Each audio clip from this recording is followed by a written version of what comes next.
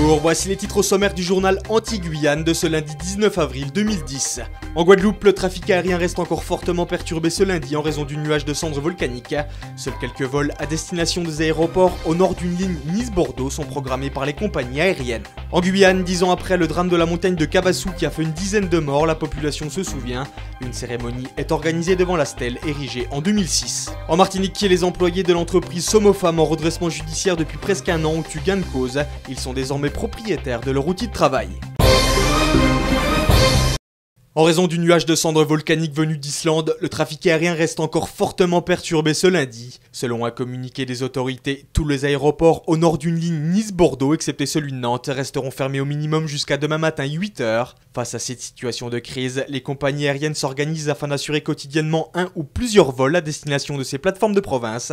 Et pour diminuer le stock de passagers en attente d'une solution de transport depuis jeudi, on écoute le directeur de l'aéroport Pôle Caraïbes, Alain Bièvre. Aujourd'hui, il devait y avoir un vol d'Air Caraïbes, donc à 23h. Pour demain, nous avons confirmation un vol d'Air France et un vol de Corsair.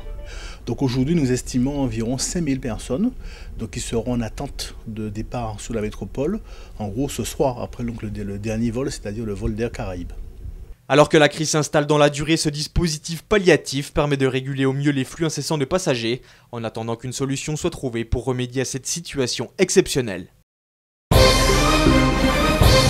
Le 19 avril 2000 à 13h30, un pan de la montagne de Kabassou s'écroulait en contrebas de la RN3 pour finir sa course sur l'usine de fabrication de produits laitiers. Une catastrophe qui a entraîné la mort de 10 personnes, dont 6 salariés de la Silama. Le 26 avril 2000, suite à l'ouverture d'une information judiciaire, la DDE, le BRGM et les services de l'État étaient entendus par le parquet de Cayenne. Il était ressorti que des interventions humaines avaient fragilisé le site et que la catastrophe était prévisible. Joël Ibos habite encore au pied de la montagne, il nous rappelle les faits. Je suis arrivé sur les lieux à 10 minutes plus tard, donc on a vu les dégâts. Donc suite à ça, on a quand même subi un peu de dommages par rapport à... On ne pouvait pas rester chez nous pendant un mois, on a été hébergé au foyer rural de Montjoly. Donc on a pu, à force de batailler avec un peu l'État, on va dire, qu'ils ont rétabli l'électricité, rétabli le téléphone, enfin on a pu retrouver des conditions de vie normales. Le tribunal mixte de commerce de Fort-de-France a donné son aval. Les employés de la Somofam pourront enfin se porter acquéreurs de leur outil de travail. C'est que l'entreprise de fabrication de structures métalliques était en redressement judiciaire depuis presque un an. De plus, l'ancien dirigeant avait déserté les locaux, laissant le soin aux employés de mener la barque pendant plusieurs mois. Ils avaient alors entrepris de former une coopérative et rassembler près de 50 000 € de garantie financière pour la reprise de la Somofam. Cependant, un ultime obstacle se dressait toujours lorsqu'en mars dernier, les salariés se sont présentés au tribunal de commerce, celui de la reprise du bail que le groupe Montplaisir, propriétaire des locaux, n'autorisait pas pour cause de loyers impayés. Mais un arrangement a semble-t-il été trouvé puisque la semaine dernière, les 6 salariés de la Somofam et 2 autres personnes extérieures à l'entreprise obtenaient gain de cause. Désormais, ils sont donc dirigeants de leur entreprise, montés en coopérative. Il ne leur reste plus qu'à présenter leur chèque de garantie le 30 avril prochain au tribunal mixte de commerce. L'Université des Antilles et de la Guyane, le Crous et le préfet de région ont conjointement signé ce lundi une convention de sécurisation du site de Fouillol. Cette signature intervient dans le cadre du plan de lutte contre la délinquance et l'insécurité routière initié par la préfecture.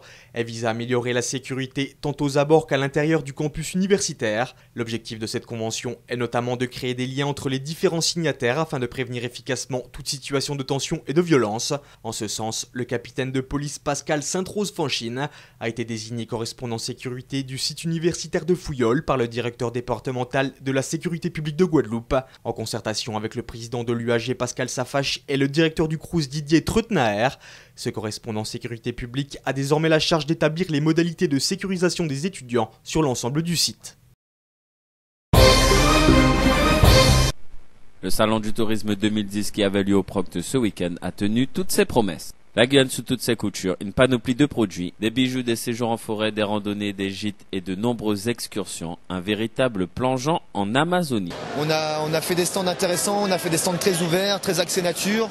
C'était important de marquer le coup de ce côté-là. Plus on avance dans le temps et plus le salon est intéressant, plus on a de choix, plus on a de choses intéressantes à découvrir dans ce salon. Un salon du tourisme fourni, plus de 12 500 visiteurs sur 3 jours.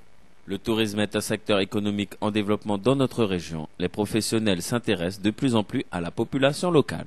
Cette année a été une très bonne année, une bonne affluence au niveau du public et des très bonnes retombées en tout cas pour les professionnels du tourisme. Un bon coup de chapeau au CTG. Après un trophée d'or obtenu en janvier dernier lors du 35e International Award du tourisme, de l'hôtellerie et de la restauration à Madrid en Espagne, voici que l'équipe de la ferme Périne du Lamentin est à nouveau distinguée, cette fois par le ministère français de l'Alimentation, de l'Agriculture et de la Pêche. Une belle démonstration de professionnalisme pour l'équipe du gérant, Johnny Rose, qui indique que cette récompense souligne le travail mené en matière de valorisation du tourisme. Autour de lui, une dizaine de personnes œuvrent au quotidien sur les 12 hectares du site, où sont rassemblés parcs de jeux, espaces animaliers, boucheries et restauration, afin de ravir les 200 000 visiteurs qui arpentent les allées de la ferme chaque année en moyenne. Pour Johnny Rose, les récompenses c'est bien, mais travailler c'est mieux, et cet entrepreneur de confirmer son intention de développer la structure dans les années qui viennent pour proposer encore plus de services aux visiteurs, qu'ils soient locaux ou étrangers.